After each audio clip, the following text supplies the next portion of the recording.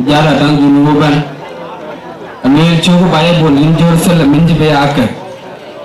in ga baya wal ne baye ga Judaya in ga ben governor ben beten e chogo bambo in madin in jibe aka watar podrai of junupin nyera chamo kutora chamo wakin wakol kon wel pai panda otoko markat jongule pan ko ngey pan ko repio hunti di ko watar podrai of junupin nyera chamo kutora chamo wakin wakol kon wel pai panda otoko wala twen kriya bana ya kol madinga kopya bana ya kol madinga yin ya wel madinga markat jongule yan bana ya belalier yan bana ya kwela manyun yan bana yi di tor garan kumalana makwena lwel ma jerega warang udron ukol manyang e bana koy dio e bana koy ngai wache dung chien wagato na tom monter ye ding ambe ku ding madu mayana kwa ku jongria ding akwa ku ding kele ku ding amojare panda jongule inji dairia kriang dirgo waka atono pawari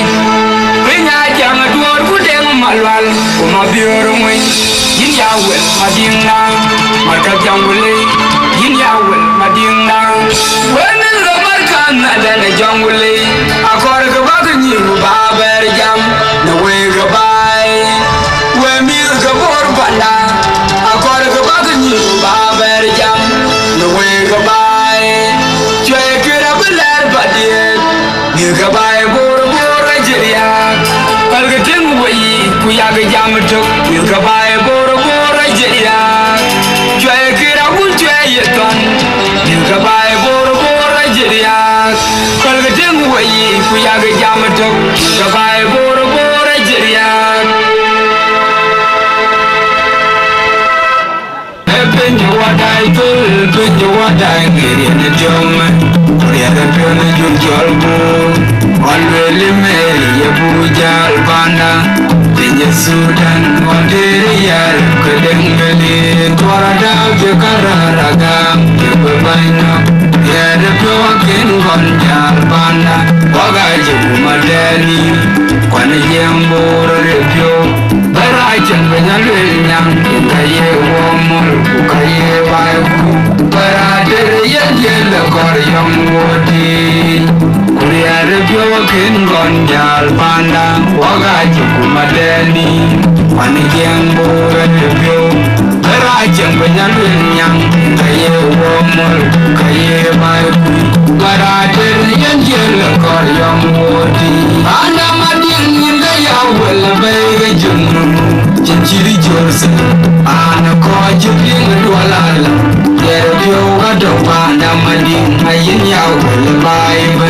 Ina ye kure dion Panboda yinchi nalite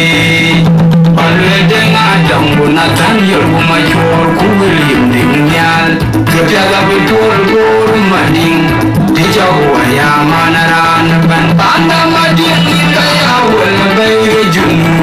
Jinchiri jorsen Ana koje ping dualala Yerdio gado pada madin Ayin ya wala bayba Ina ye kure dion Panboda yinchi nalite Palwede ngadang bunatan Yorgu major kuwilim dingyal Kepiaga betul guru mading Dijawa ya manaran Dorada yabu jalbai ugo pandan guru ya machu Ebin wadai tu ebin wadai ni jom Oya kami jujur bur Alwele me yabu jal pandan Tiya Sudan konteri yar kedengeli Dorada jekararaga Berbanyak Yada kuwakin konjal pandan Wagaji kumadeni Wana jembur repyo Berajan benyalwel nyang Ukaye womu Ukaye bang Berajan yen kor yang wodi Yada kuwakin konjal pandan Wagaji kumadeni Wana jembur repyo Berajan benyalwel nyang Ukaye womu